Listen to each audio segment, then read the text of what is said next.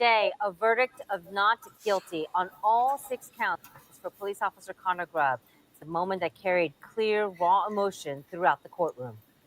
We, the jury, upon our oaths and law and evidence in this case, find the defendant not guilty of murder as charged in count 3 of the indictment. The murder charge carried significant weight for both sides. Minutes after being dismissed, Grub was seen hugging his lawyers. Today, members of Grub's team acknowledged that a woman's life was lost and her unborn daughter, which is not something taken lightly. This was the moment Young's grandmother reacted to the verdict.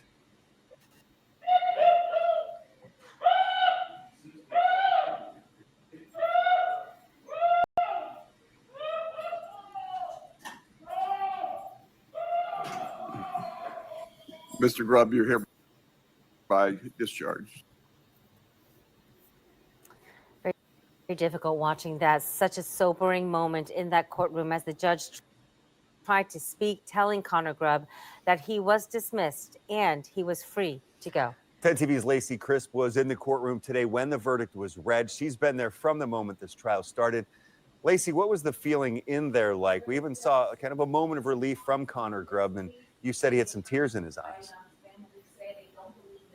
He did. You can feel the emotion in the courtroom as Judge David Young read the verdict to all 6 charges. Now, this has been a long time in coming. The shooting happened more than 2 years ago.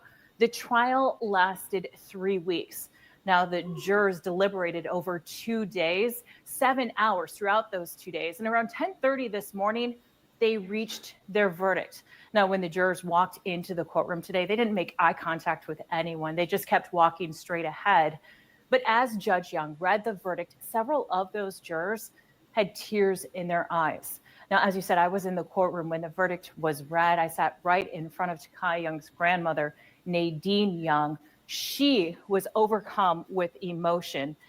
She was yelling and crying, and family members and some of the deputies actually had to escort her out of the courtroom. And defense attorneys explained after the verdict announcement that Grub hasn't decided what he's going to do now.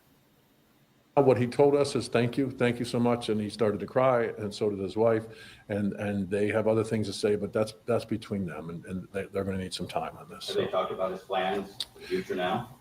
We haven't talked to them about that. It's one day at a time. Yeah, it's one day at a time. If it's a not guilty verdict and your life goes on, you're always affected. Like we said in this case, everyone in that courtroom is affected from this, and it will impact them for the rest of their lives. So I also reached out to Blendon Township, and Chief John Belford said in a statement, "This was a tragic event. Now that the jury has cleared him of any criminal wrongdoing, I'll be recommending to the trustees that they approve of putting Connor Grub back on paid leave." Reporting live, Lacey Crisp, 10 TV News.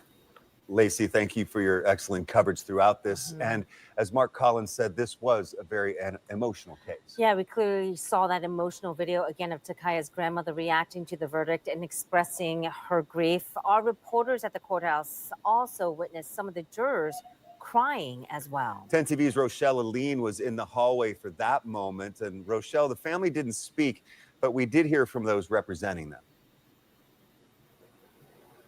We did. I do want to focus on the family really quickly. You heard those cries inside the courtroom. We were in the hallway and could hear the family crying from the hallway. We watched as her grandmother walked outside. She collapsed into somebody's arms. She was crying.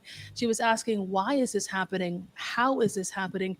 And we watched as she was eventually escorted to the elevators and eventually left the court altogether.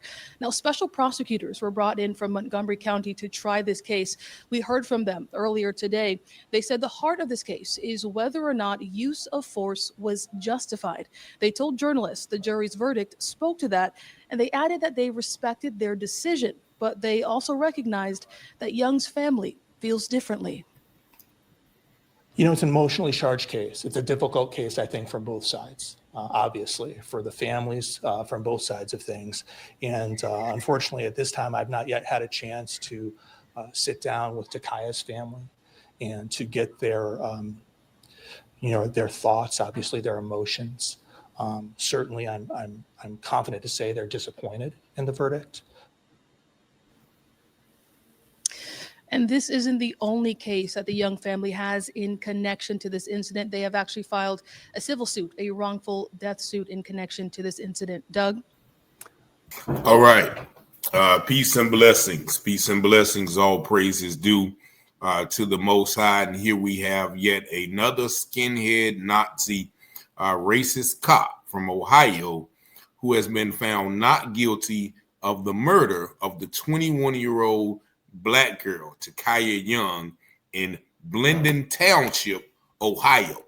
Now, I covered this event last year or earlier this year when the officer was first indicted. Now, I'm going to show you the actual video camera footage because they're saying the heart of the case rested upon if lethal force was necessary. So I want you guys to be the judge. But this young lady who was accused of stealing some liquor from a store, it was found out that the bottles were left in the store. So actually the police had no right to try to stop this young lady. You're going to see this video of the footage, which the officer hops on the lady's car as he's just slightly attempting to pull off. And then you're going to see him fire and claiming that he was fearing for his life and his legs were up in the air. Just watch this video as I break it down in another one of the videos which I covered earlier this year. I take the 29-3705 for Nagua, 3705. A female is hallucinating. Too much of a loss for attend.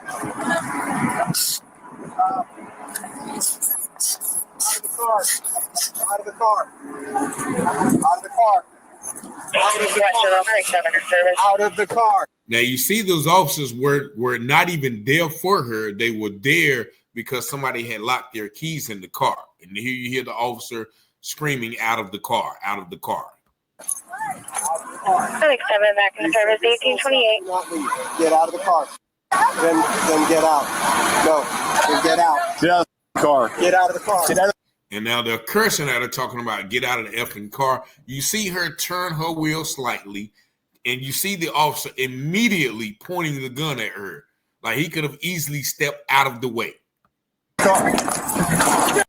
And there you see the gunshot. Real quick. Judge, your shots fired. Shots fired. Stop. Car. Stop. Stop. Car. We're going to have a 34 on. And by then, she's already dead.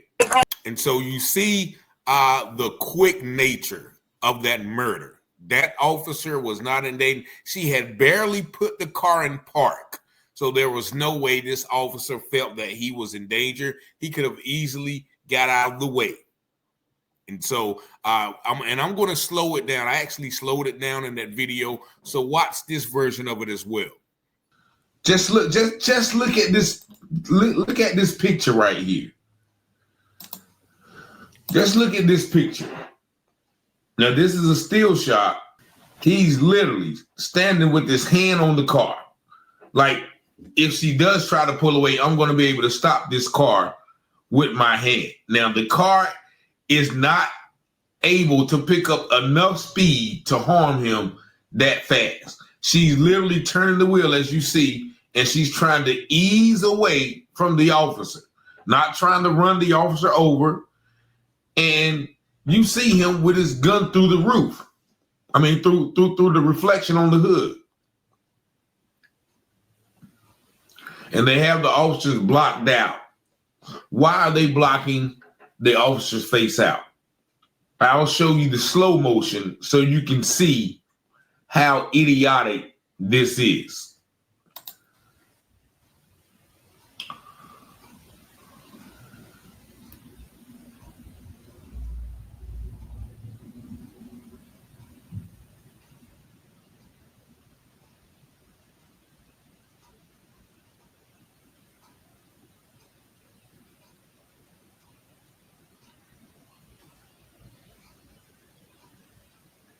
That was it. And that was it.